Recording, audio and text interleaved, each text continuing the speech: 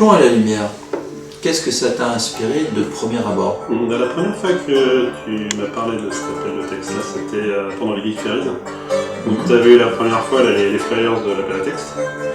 Et en fait, première idée, c'était quelque chose plutôt avec des cathédrales, plutôt sur les vitraux en fait. Avec des personnages qui seraient plutôt nature angélique, puis finalement l'histoire que je voyais tournait moyennement bien. Donc j'ai cherché sur internet ce que je trouvais comme référence sur du plomb à la lumière. Et en fait j'ai trouvé des choses assez rigolotes en fait sur l'émergence des renéotypes. Oui, l'émergence de l'imprimerie. Et il y a un livre qui s'appelle Du plomb à la lumière qui raconte comment des gens ont fait. D'ailleurs c'est un hommage, le titre est un hommage aussi, c'est-à-dire que du plomb à la lumière, ça relève de plusieurs sens, et je pense que donc, même le titre qui a été utilisé pour l'imprimerie est un titre qui était un titre tiroir, mais c'est vrai que le premier livre qui s'appelait Du plomb à la lumière est un livre sur l'imprimerie, du passage en fait à l'offset. De l'image sur papier imprimé. Ouais. Et bon, pour faire un texte sur l'imaginaire, je voyais pas trop comment utiliser ça. Et finalement, j'ai repris le plomb dans le sens le plomb, la balle du flingue, quoi.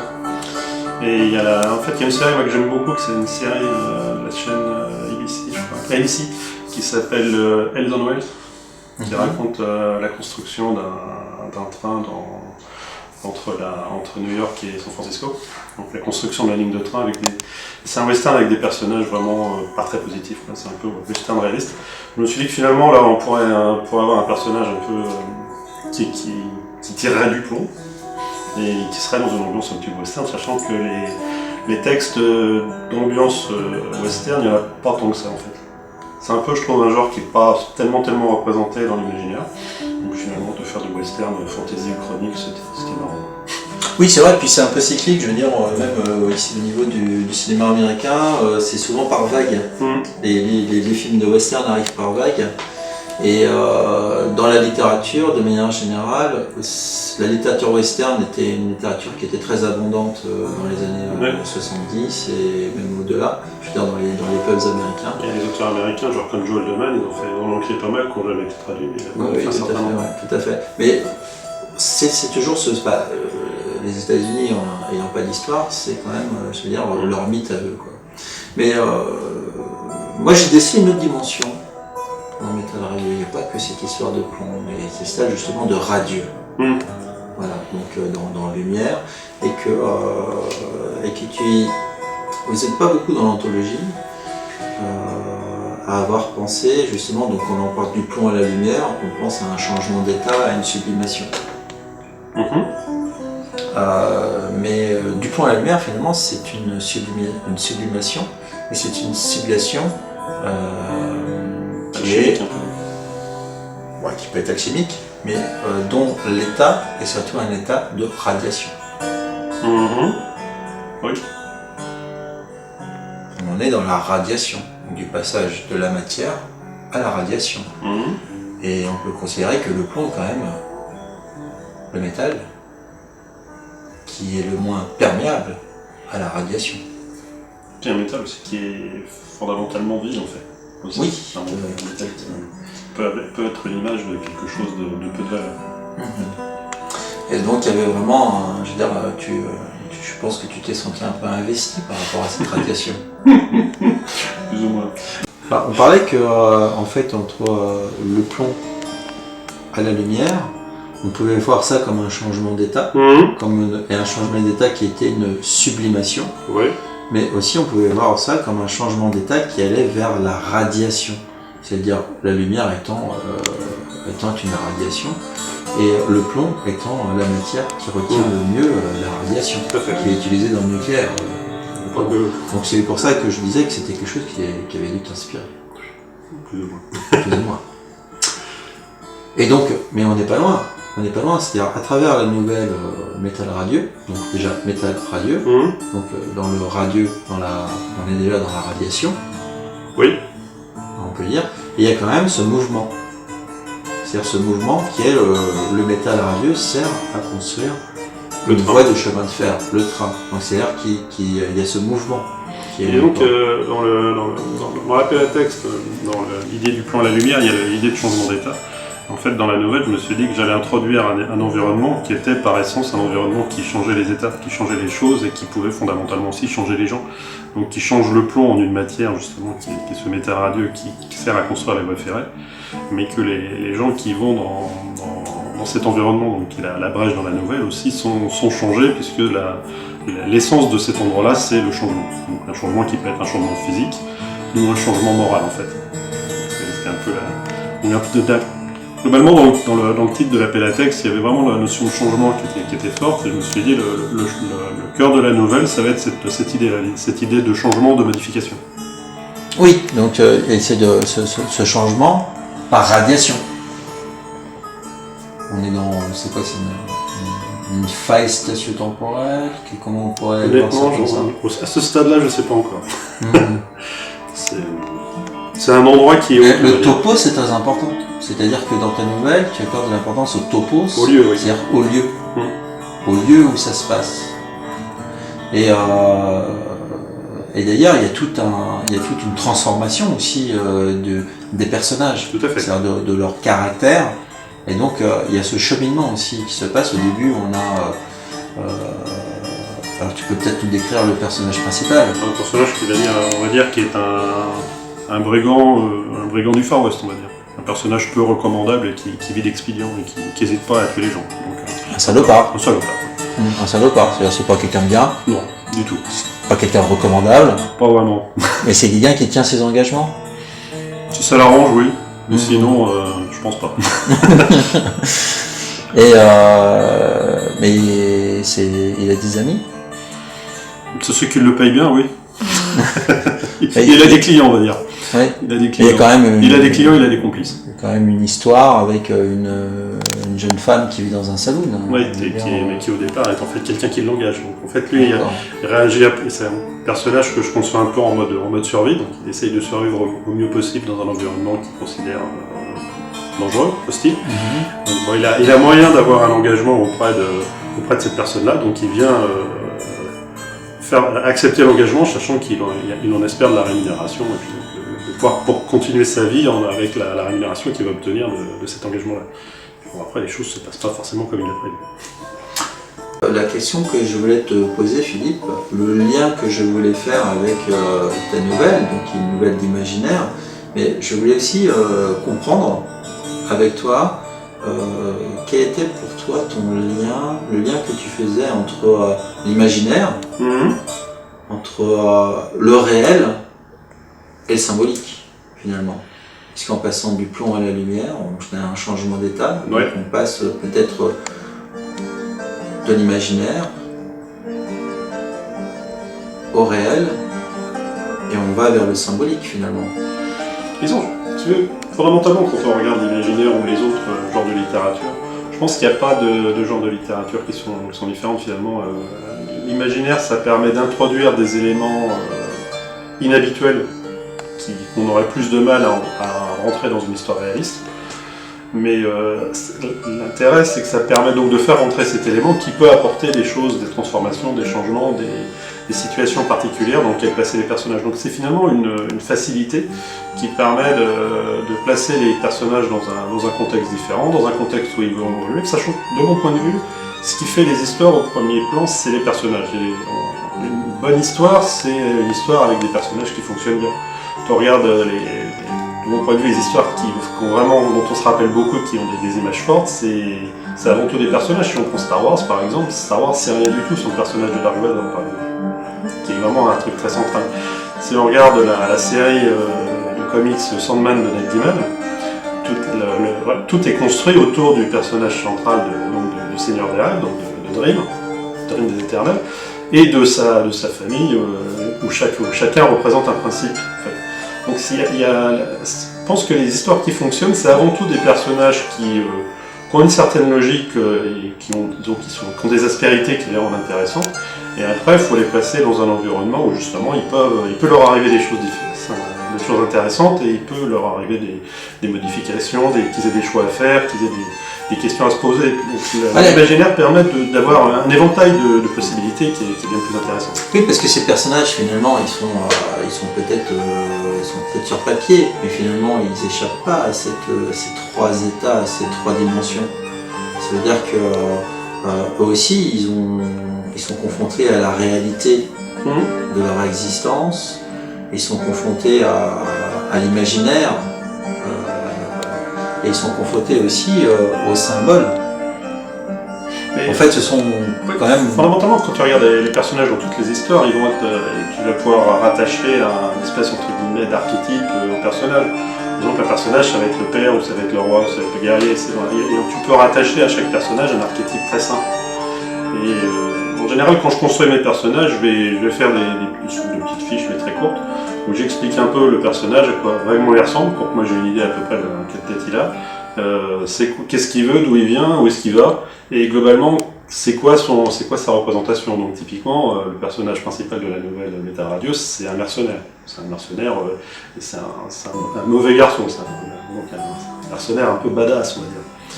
Et bon, il y a d'autres personnages, par exemple comme le personnage de Moïse, qui lui va plutôt être un prophète, un guide, un prophète, etc.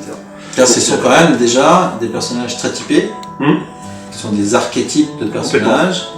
Et donc qui symbolisent quelque part, ils sont le symbole quand même je pense que si on gratte dans toutes les histoires, si on gratte un peu, tous les personnages symbolisent quelque chose dans n'importe quelle histoire. Il y a toujours on pourrait les rattacher à une espèce de mythologie, je pense que quand tu regardes des panthéons. Je pense que quand tu regardes une série américaine, par exemple, il y a beaucoup de séries américaines qui fonctionnent avec des personnages qui sont très très archétypaux. Et les grosses séries américaines sur les gros blockbusters, il y a la série NCIS que j'aime pas du tout, mais quand on regarde, tous les personnages sont des archétypes de quelque chose. T'as un personnage qui est un gros geek, t'as un personnage qui est gothique, etc. T'as le dragueur de base, et ils ont vraiment poussé, par exemple, dans cette série-là, cette logique à son paroxysme. Ce que j'ai remarqué aussi, c'est que finalement, tous les personnages souffrent de leurs défauts. C'est-à-dire qu'ils souffrent tous de leurs défauts, et finalement, c'est là qu'on s'aperçoit que leur défaut devient finalement leur qualité. De toute façon, il faut que les personnages aient des défauts, parce que si on écrit des histoires avec des personnages parfaits, il se passe rien. Mais ils seraient peut-être tous imparfaits, s'ils étaient parfaits. Ah ouais, si on va raconter l'histoire d'une... Vraiment, si on fait l'histoire d'une gentille petite famille, tout le monde est gentil, tout le monde est parfait, ils vont manger une galette. Ouais, mais même dans la petite maison dans la prairie, il y a un peu des personnages méchants, quoi, à côté. Ah, il y a si mais si t'as que des personnages lisses, tu construis une histoire lisse et puis ça casse les pieds à tout le monde. Donc c'est intéressant que les personnages aient un peu des aspérités et un peu des failles, des défauts. Parce que c'est justement là-dessus qu'on peut construire des histoires intéressantes. Des failles de Philippe Daniel, justement. Oh là, il y en a beaucoup. Du coup, alors tu pourrais peut-être nous présenter une de tes failles, le Rubik's Cube. Oh là, oui. Alors explique-nous pourquoi cette passion pour le Rubik's Cube. Non, en fait, c'est un objet qui est apparu quand j'étais petit, dans les années 80, donc ça a vraiment fait fureur. Puis ça a un peu retombé, puis en fait, je suis retombé dans mes addictions il y a quelques années en fait, tout à coup. Puis bon, c'est un objet qui est assez rigolo parce qu'en fait, d'un certain point de vue, on peut s'imaginer que c'est compliqué à résoudre, alors que quand on regarde, en fait, quand on pense un peu l'objet en termes de... Moi, je vais faire un peu technique, mais en termes de groupe de ça. Globalement, c'est les transformations qu'on fait sur un Rubik's Cube, c'est des permutations au sens mathématique. Si on cherche un peu toutes qu'on regarde un peu d'un point de vue mathématique le Rubik's Cube, on va avoir des structures se dégager. Et finalement, les résolutions se basent... On est dans une structure cristalline. Non, en fait, c'est... D'un point de vue bêtement mathématique, dans un Rubik's Cube, tu vas permuter des arêtes, tu vas permuter des coins. Donc si tu réfléchis à la façon dont les arêtes sont permutées, dont les coins sont permutés, finalement tu peux plaquer des raisonnements mathématiques sur ce Combien de combinaisons, c'est-à-dire que combien de combinaisons il existe pour résoudre le Rubik's Cube? Est-ce que c'est... Est-ce qu'il y a une...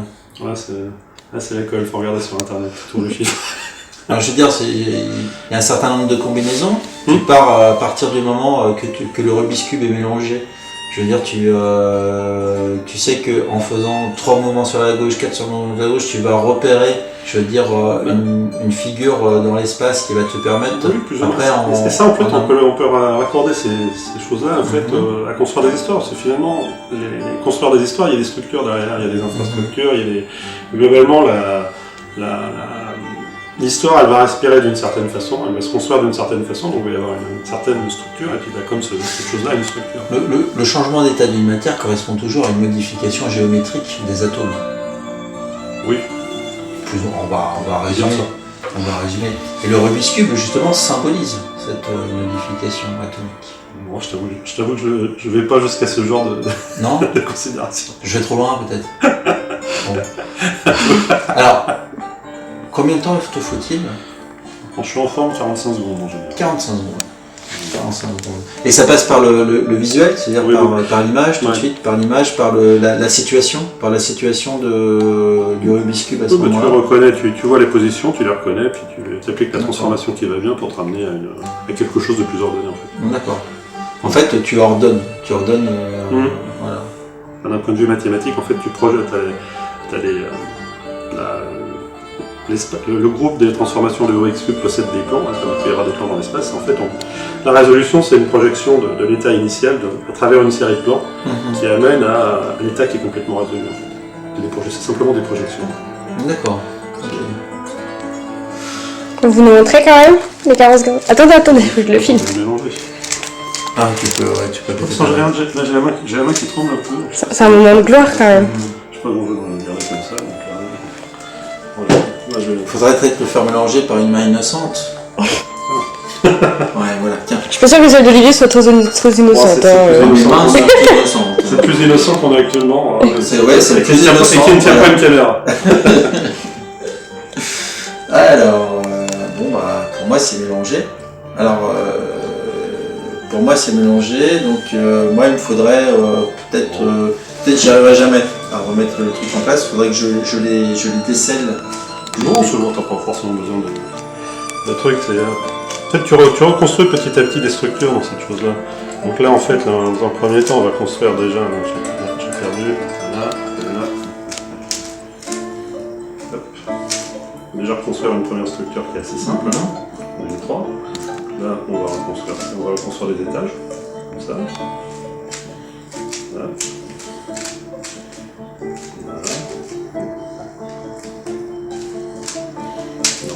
Donc là, en fait, globalement, je fais des paires sur le haut. Je vais insérer sur l'écran. En fait. Donc comme ça forme un angle. Donc là, j'ai formé la dernière, les deux premiers étages. Donc là, maintenant, je vais essayer. Mon téléphone qui est fini de charger. Visiblement, il est fait vite. Donc là, je vais former la croix sur le haut. Là, je vais orienter les coins sur le haut. Et là.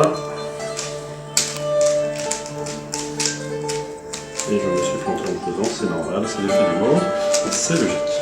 Ça, toujours ce qui arrive. T'as jamais remarqué que quand tu fais une démo, c'est toujours le moment où là ça marche pas. Il y a un truc qui était marrant, c'est une fois j'avais fait un produit au boulot qui était censé détecter que j'avais des pannes et reprendre le truc sur le... Reprendre sur la panne, et justement quand je voulais faire la démo, là... Non, mais on va faire qu'en fait, tu as des séquences codées.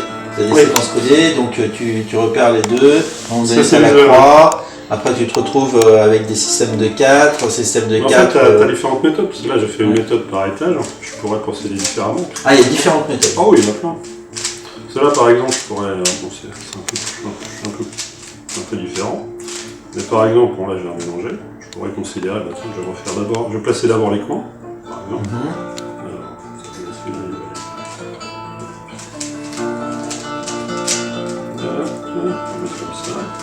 Donc là, j'ignore complètement les arêtes pour le moment. Voilà. Oui, ça demande aussi de connaître tous les mouvements possibles du Rubik's Cube. Bah non, simplement des... Tu reconnais des positions, et tu te dis, quand je vois ça, je fais ça. Donc là, j'ai placé juste les coins. D'accord, tous les coins. Donc là, tous les coins, mais les arêtes ne sont pas placées. D'accord. Donc là, maintenant, je vais placer, je vais recommencer à reconstituer, placer les arêtes là où elles doivent être, petit à petit. En fait, là, globalement, je fais des mouvements très simples hein, qui permettent de placer les choses petit à petit sans casser ce qu'on a déjà fait. D'accord. Voilà, donc là, je vais garder celle-là de l'autre côté, je vais faire l'autre face. Une méthode qu'on appelle corners first parce qu'elle nous permet de faire les points au départ. Il y a d'autres méthodes aussi où on place d'abord toutes les arêtes, puis après on place tous les coins. En fait, c'est différentes façons de on fait des projections sur des plans, donc on va projeter sur différents plans. En fait. Ça va être assez testé, c'est le même par les boutiques. Voilà, donc là j'ai une face qui est complètement faite. Donc là j'ai ce coin en bas. Mais là, tu l'as redétruit ta face. Voilà, les deux faces. Ah, Là tu vois, là ici, j'ai tout placé sauf les connotations sur les arêtes qui sont là.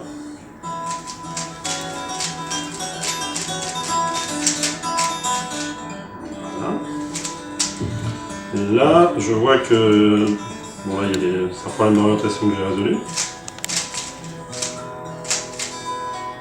Voilà. je crois que c'est pratiquement bon là.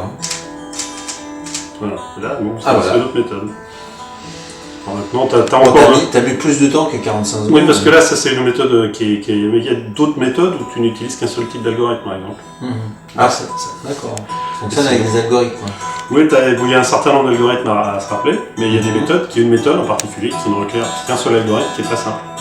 Ah bon, ça, la méthode est itérative et très longue, Ouais. mais ce qui est important, c'est en fait, c'est de voir la structure. Par exemple, il y a des championnats où les gens résolvent ce genre de trucs en aveugle.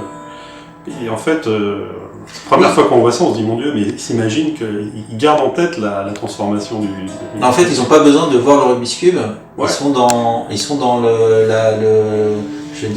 dans la visualisation de l'algorithme par rapport au Ouais, parce mouvement. qu'en fait, tout ce qu'ils font, c'est ils savent jamais à l'instant T quelle est la position de toutes les faces. Ils ont mémorisé au départ comment en général ils voient l'état, en fait ils font un cheminement, ils savent qu'ils partent d'un point de départ, ils voient que cette arête là doit aller là, celle-là ensuite doit aller là, etc. Donc ils font un cheminement, En fait, ils placé, et ils achètent ils font un bilan, un état des lieux, Ouais. et à partir de cet état des lieux, ils visualisent l'algorithme qui En va fait, permettre de ils réussir. font leur cheminement, et Ouais. donc ils savent qu'ils doivent échanger les pièces par paire. Et ils échangent, ils mémorisent une séquence de pièces qu'ils doivent échanger. Et ils échangent simplement ces deux pièces-là. En utilisant répétitivement le même type de transformation. Donc En finalement, fait, c'est avec la dextérité et la rapidité qui va leur permettre de c'est résoudre. un exercice de mémoire surtout.